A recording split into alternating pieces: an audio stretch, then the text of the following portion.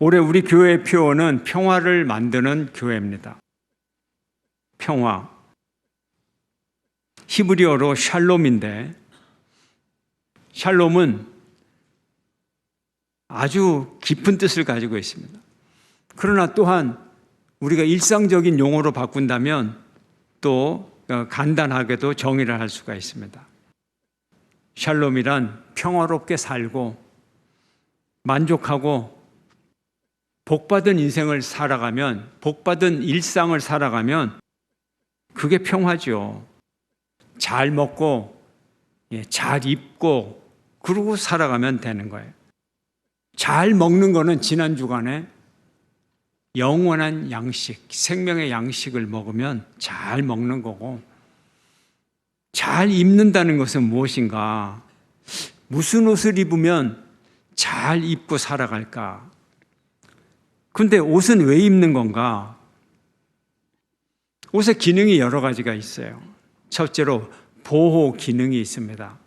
외부 환경으로부터 신체를 보호하죠. 추위와 더위와 바람과 비와 햇볕과 먼지와 벌레와 충격, 또 사상, 자상, 이런 것들로 신체를 보호하고,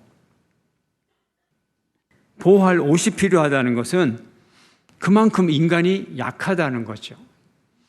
두꺼운 피부를 가진 소가 옷이 필요하겠습니까? 인간은 약하기 때문에 그렇고, 또 환경을 이겨낼 만한 능력이 부족하기 때문에 그렇죠.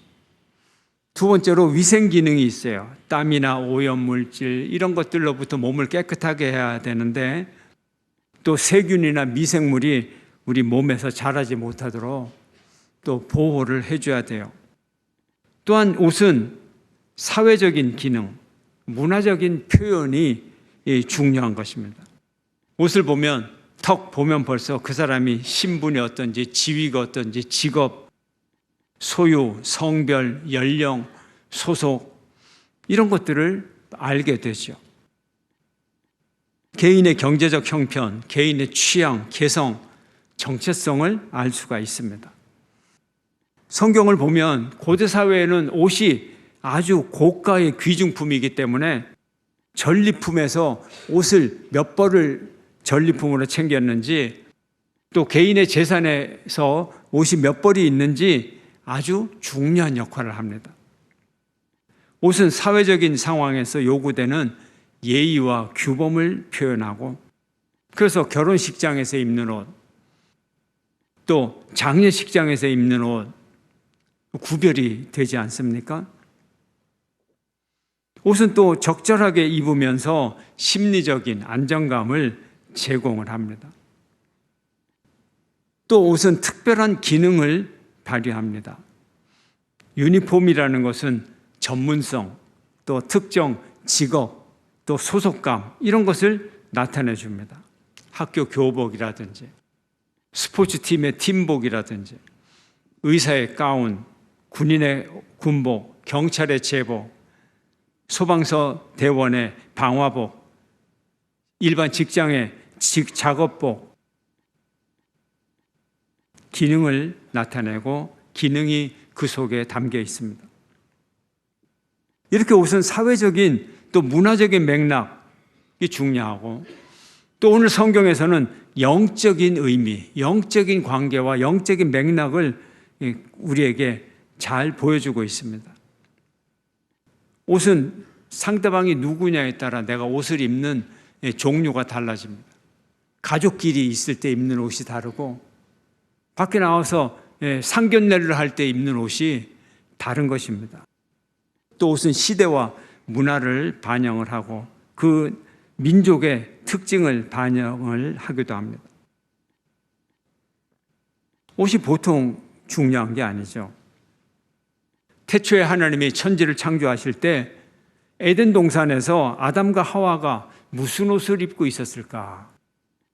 성경에 따르면 아담과 하와는 창조 당시 옷을 입지 않았어요. 창세기 2장 25절을 보면 아담과 그의 아내 두 사람이 벌거벗었으나 부끄러워하지 아니하니라. 옷이 없었어요. 잠시 둘 사이의 관계에서 잠시 벗어도 안 부끄럽고 평상시에는 입었느냐? 그것도 다음에 곧 조금 있으면 나와요. 보면 안 입은 것이 증명이 됩니다. 왜 옷을 안 입었을까요? 옷이 필요 없으니까 안 입었겠죠. 필요하면 왜 안 입었겠어요? 왜 필요가 없었을까요? 첫째로 하나님과의 관계에 있어서 죄가 없고 부끄러움이 없으니까 가릴 것이 없다는 거예요.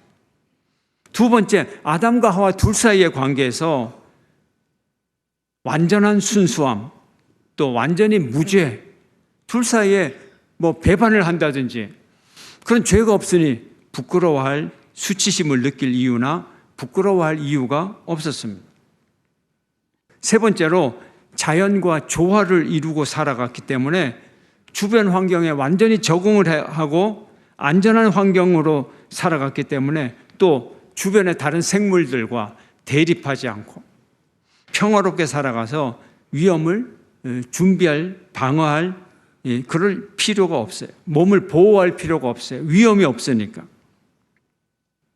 벌거벗은 그들의 상태는 죄와는 전혀 상관이 없는 자연스러운 자연이었고 또 부끄러움이나 외부로부터 방어나 보호가 필요하지 않았기에 또 어떤 보호할 옷이 필요가 없었던 것입니다. 기후가 좋았으므로 방한복도 필요 없고 질병이 없었으므로 위생복도 필요 없고 바이러스가 없었으니까 마스크도 필요 없고 또 사회적 관계가 소박했어요. 부부 둘밖에 없어요. 왕에다가 신하에다가 군대 계급이 있고 그런 것이 아니에요. 아주 간단한 사회적 관계, 신분의 구별도 없고 그러므로 왕의 장식이나 계급장이나 전혀 이런 것이 필요가 없었던 것입니다. 그런데 아담과 하와가 나중에 옷을 입습니다. 옷을 입었어요. 왜 옷을 또 입었을까요? 창세기 3장을 보면 아담과 하와가 선악과를 먹고 죄를 짓게 되면서부터 자신이 벌거벗은 것을 깨닫게 되었습니다. 창세기 3장 7절 함께 읽습니다. 시작. 이에 그들의 눈이 밝아져 자기들이 벗은 줄을 알고 무화과 나무 잎을 엮어 치마로 삼았더라. 눈이 밝아졌어요. 눈이 밝아졌다는 뜻은 죄책감, 죄의식, 수치심 이런 것이 생겼다는 거예요. 선과 악을 좋고 나쁘고 이걸 이제 구별하는 분별력이 생겼다는 거예요. 죄를 범하고 나니까 자기 자신들이 아주 부끄러워지는 거예요. 너무나 큰 죄책감과 수치심을 느끼게 돼요. 그래서 이것을 하나님 앞에서 가리기를 원했어요. 그래서 옷을 만들어서 입었는데 그전에는 옷이 없었잖아요. 필요가 없어서 없었는데 이제 처음으로 옷을 만드는데 재료가 제대로 있나요? 그래서 이 많이 자라는 무화과 나뭇잎을 엮어다가 치마를 만들었어요.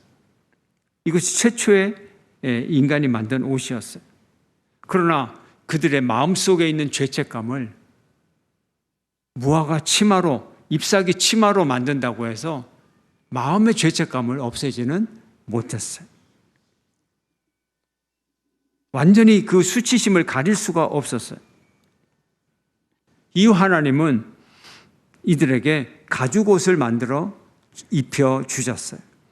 창세기 3장 21절에 여호와 하나님이 아담과 그의 아내를 위하여 가죽옷을 지어 입히시니라. 하나님, 무화과 나무 잎으로 해봐야 계속 그냥 시들어서 없어지고 너무 불쌍해서 하나님이 가죽옷을 입혀 주었어요. 가죽옷의 의미가 무엇일까요? 첫째, 죄를 짓고서 죄책감과 죄의식과 수치심을 갖게 됩니다.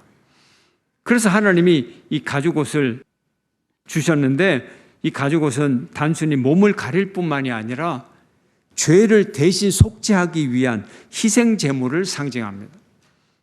죄를 지었잖아요, 아담과 하와가. 그걸 속죄하기 위한 희생 제물, 짐승을 죽여야 가죽이 나오잖아요. 가죽옷은 희생 제물을 의미합니다. 두 번째로 이 가죽옷은 인간의 죄를 덮어주는 하나님의 은혜를 상징합니다. 하나님이 주신 옷은 인간이 스스로 해결할 수 없는 죄를 덮어주시는 하나님의 은혜입니다. 그런데 가죽옷을 입으면 수치심이 없어질까요? 가죽옷을 입으면 죄가 없어질까요? 그래서 가죽옷조차도 사람을 완전히 보호해 주지는 못합니다. 죄는 숨긴다고 해결되는 게 아니에요. 가린다고 해결되는 거 아니에요. 무화과 잎사귀가 부족해서 가죽옷으로 가린다고 죄가 없어지는 게 아니에요. 그래서 이스라엘의 구약 성경은 말합니다. 이스라엘 사람들은 회개와 슬픔의 시간에 옷을 찢고 죄를 뒤집어 쓰고 그리고 회개를 했어요. 죄의 수치를 옷으로 감추지 말고 드러내고 고백을 하고 하나님 앞에 용서를 받으라는 거예요. 하나님은 옷을 찢고 죄를 뒤집어 쓰고 회개하는 다윗의 죄를 용서해 주셨어요. 그런데 북이스라엘의 왕 아합 왕은 이 갑옷을 입었어요. 갑옷을 껴입고 또 껴입고 또 껴입고, 그리고 왕의 마차를 안 타고 그냥 보통 마차를 탔어요. 그리고 전쟁터에 나갔어요. 그런데 이 적군이 화살을 쐈는데 화살을 이 아합 왕을 향하여서, 물론 아합 왕은 이 아합 왕의 전차를 안 탔으니까 왕인지를 모르죠. 그래도 이 적군 병사가 이 이스라엘 군을 향하여서 조준으로 이 화살을 쏘아가지고 딱 맞힌 게 아니고, 아무리 전쟁터라도 화살을 그냥 우연히 맞기는 쉽지 않아요. 그냥 하늘로 계속 날아오는, 어쩌다가 눈먼 화살이 와가지고 이 아합 왕을 탁, 화살이 아합 왕에게 박혔는데 빈틈없이 갑옷을 입었는데 그 조그만한 틈, 어쩌다가 생긴 조그만한 틈, 목적도 없이 날아오는 화살이 어떻게 그 갑옷을 입었는데 그 조그만한 빈틈을 딱 꽂혀가지고, 그래서 아합 왕이 죽었어요. 사람이 가죽옷으로 옷을 만들건 쇠비늘로 만든 갑옷을 입던 죄에서 사람을 구원해 주지 못해. 죽음으로부터 사람을 구원해 주지를 못해. 그래서 하나님은 예수님의 옷을 마련해 주셨어요. 가죽옷은 짐승을 잡아 희생으로 드리는 율법을 의미합니다. 율법을 통하여 구원받을 수 있지만 완전한 길이 열리질 않아요. 이제 예수님의 옷은 믿음으로 구원받는 복음을 의미합니다. 예수님은 옷을 찢기시고 벗기시면서 수치를 드러내시고 속옷마저 다 빼앗겼어요. 예수님은 평야 설교에서 이렇게 말씀하십니다. 함께 읽습니다. 누가복음 6장 29절 시작. 너의 이 뺨을 치는 자에게 저 뺨도 돌려대며 내 겉옷을 빼앗는 자에게 속옷도 거절하지 말라. 예수님의 겉옷과 속옷을 로마 병사들이 빼앗은 것 같아도 예수님이 내어주신 거예요. 그냥 내어주신 거예요. 예수님은 십자가에서 벌거벗고 매달리심으로 인하여 우리의 부끄러움을 대신 당하셨어요. 원래 우리가 매달리고 우리가 그 자리에 부끄러움을 당해야 될 그 자리에 우리가 올라가는 것이 아니라 예수님이 우리 대신 거기에 올라가셨어요. 로마 군인들은 예수님의 겉옷뿐만이 아니라 속옷까지 빼앗았어요. 요한복음 19장에 말합니다. 군인들이 예수를 십자가에 못 박고 그의 옷을 취하여 네 깃에 나눠서 각각 한 깃씩 얻고 속옷도 취하니 이 속옷은 호지 아니하고 위에서부터 통으로 짠 것이라. 겉옷 다 빼앗아서 자기들끼리 4등분해서 나누어 갖고 속옷도 다 빼앗고, 그리고 예수님을 십자가에 못 박았어요. 우리가 화가들이 그린 성화를 보면 예수님이 십자가에 못 박혔는데 항상 옷을 입고 계세요. 아랫도리를 천으로 가려놨어요. 왜요? 벌거벗은 예수님을 사실대로 그리기가 화가가 그리려고 하니까 이거 너무 민망하죠. 예. 그래서 화가가 임의대로 무슨 예수님에게 이 속옷도 입혀놓고 또 어떤 천으로도 가리고 그렇게 그림을 그린 거예요.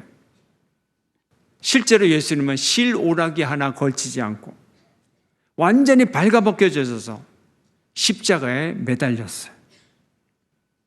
주님이 얼마나 부끄러웠습니까? 주님의 수치가 모든 사람들에게 드러났어요. 이것이 원래 우리가 당해야 될 수치를 예수님이 대신 담당해 주셨던 것입니다. 이것을 가리켜서 히브리서는 우리에게 말합니다. 함께 읽습니다. 시작. 믿음의 주요 또 온전하게 하시는 이 예수를 바라보자. 그는 그 앞에 있는 기쁨을 위하여 십자가를 참으사 부끄러움을 개의치 아니하시더니 하나님 보좌 우편에 앉으셨느니라. 너무 예수님이 비천해지셨어요. 너무 예수님이 부끄러워서 수치를 당하셨어요. 십자가를 참으사 부끄러움을 개의치 아니하시니까 하나님이 하나님의 우편에 높여주셨다는 거예요. 예수님은 우리에게 의의 옷을 주시려고 죽음과 수치를 감당하셨습니다. 예수님 당신은 모든 불의를 뒤집어 쓰시고 우리에게는 의의 옷을 주시고 우리에게는 하나님의 자녀가 되게 하셨습니다. 이것이 예수님의 사랑이요 예수님의 옷입니다. 사람들은 점점 더 죄를 짓고 점점 더 많은 것을 자꾸 가리우고 감추고 방어하고 그래서 사람들의 옷은 자꾸 두꺼워집니다. 사람들의 갑옷은 자꾸 무거워지고 두꺼워지고 튼튼해지고 잘 가리려고 점점 두꺼운 갑옷을 입습니다. 너도 나도 왕이 되려고 하고 궁전을 크게 짓고 성을 짓고 성벽을 높이 쏘아 올리고 다 왕이 되려고 해요. 왕의 옷을 입기를 원해. 그리고 다 부자가 되기를 원해. 사람들은 옷을 통해서 자기를 높이지만 예수님은 옷을 다 찢기시고 비천해지셨어요. 사람들은 옷으로 자기를 보호하려고 하지만 예수님은 옷을 벗기고 매를 맞으셨어요. 사람들은 옷을 입고 품위를 드러내려고 하는데 예수님은 옷을 찢기시고 비천해지셨어요. 사람들은 갑옷을 입고 무기를 들고 방어하고 다른 사람을 해치려고 하지만 예수님은 아무도 해치지 않으시고 예수님은 방어하지 않으시고 채찍에 맞으시고 살점을 찢기시고 피를 흘리셨습니다. 사도 바울은 하나님의 자녀된 자에게 그리스도로 옷 입으라고 말합니다. 오늘 보면 27절 함께 읽겠습니다. 시작. 누구든지 그리스도와 합하기 위하여 세례를 받은 자는 그리스도로 옷 입었느니라. 아멘. 우리가 예수 그리스도로 옷 입는다고 하는 것은 예수님과 세례를 받았다는 거예요. 세례의 의미는 뭐냐면 예수님과 연합해서 하나가 되었다는 거예요. 성도가 믿음으로 그리스도의 죽으심에도 참여하고 그리스도의 부활에도 참여하고 그래서 그리스도와 하나가 되는 것을 말해요. 이렇게 그리스도와 하나가 된 것을, 하나가 된 상태를 가리켜서 그리스도로 옷 입었다 이렇게 얘기를 하는 거예요. 그리스도와 하나가 되면 죄의 몸을 벗고 새로운 존재로 변화가 되는 거예요. 예수님과 내가 하나가 돼버렸는데 예수님의 옷을 내가 입었는데 사람들이 나를 보면 내가 예수님의 옷을 입었기 때문에 지저스라고 옷에 그냥 큰 상표로 써져 있어요. 안 써져 있어도 사람들이 단박 알 수 있어요. 저 사람 예수로 옷 입었네. 예수 믿는 사람이네. 세례 받은 사람이네. 그럼 우리가 어떻게 살아가야 될까요? 우리가 세례 받기 전에는 범죄한 아담에게 속한 사람이에요. 우리 소속이 첫 번째 아담, 죄 지은 아담의 소속. 이제 예수님과 하나가 됐으니까 소속이 바뀌었어요. 누구에게 소식? 예수 그리스도와 하나가 되는 신분이 바뀌었어요. 새로운 신분이 됐어요. 새로운 소속이 되었어요. 전에는 하나님의 영광의 옷을 잃어버리고 벌거벗은 상태에 있었는데 이제는 새로운 아담, 예수 그리스도와 하나가 되어서 그리스도로 옷 입은 사람이 되었어요. 우리에게는 이제 하나님의 형상이 보이기 시작합니다. 하나님의 백성이 옛 아담에게서 새 아담 예수로 소속을 바꾼 거예요. 소속이 변경되니까 옷이 달라지는 거예요. 변화된 옷을 입고 우리가 살아가야 되는 것입니다. 예수님께서 우리 대신 벌거벗는 부끄러움을 당하셨기 때문에 그리스도 안에 있는 사람들은 하나님 앞에서는 더 이상 벌거벗은 부끄러움을 당하지를 않습니다. 예수 그리스도를 믿는 사람들은 이제 벌거벗은 사람이 아니라 그리스도로 옷 입은 사람이 되었어요. 우리의 더러운 옷을 예수님이 입으시고 예수님의 의로운 옷을 우리에게 주셔서 우리는 그리스도의 옷을 우리가 입게 되었다는 거예요. 성도는 세례를 받음으로 그리스도와 딱 붙어버렸어요. 결합이 되고 하나가 되어버렸어요. 이제 예수님이 나와 딱 붙어서 하나가 되어버려서 예수님이 나의 옷으로 겉으로 드러나신다는 거예요. 오직 주 예수 그리스도를 옷 입고 정욕을 위하여 육신의 일을 도모하지 말라. 함께 읽어볼까요? 시작. 오직 주 예수 그리스도를 옷 입고 정욕을 위하여 육신의 일을 도모하지 말라. 육신의 일을 도모할 수가 없어요. 내가 예수의 옷을 입었는데, 예수의 옷을 이제 벗을 수가 없는데, 예수와 내가 하나가 됐는데 어떻게 방탕할 수 있고, 어떻게 술 취할 수 있고, 음란하거나 호색할 수 있고, 어떻게 다투거나 시기할 수 있고, 남을 비하할 수 있고, 미워할 수 있고, 어떻게 그렇게 살아가요? 그럴 수가 없어요. 장차 종말의 때, 어린 양의 혼인잔치 때 그리스도를 믿고 구원받은 성도들에게는 빛나고 깨끗한 세마포 깨끗한 옷이 준비되어 있습니다. 계시록 19장은 말합니다. 그에게 빛나고 깨끗한 세마포 옷을 입도록 허락하셨으니 이 세마포 옷은 성도들이 옳은 행실이로다. 예수 그리스도를 옷 입고 옳은 행실을 살아갈 때 천국에 들어갈 수 있는 깨끗한 세마포를 주셔서 우리 모두가 구원의 영광에 들어갈 수 있게 한다는 거예요. 우리 옷을 다르게 입어야 돼요. 세상 사람들과 같은 옷을 입으면 안 돼요. 세상 사람들이 입는 어떤 옷을 입겠다고 같이 경쟁해서도 안 돼요. 정말 우리가 입어야 할 그리스도의 옷을 입고 정결한 세마포 옷을 입고 이렇게 살아가도록 해야 돼요. 2025년도 이 땅의 문화가 달라져야 돼요. 이 땅의 모든 분야의 역사가 달라져야 돼요.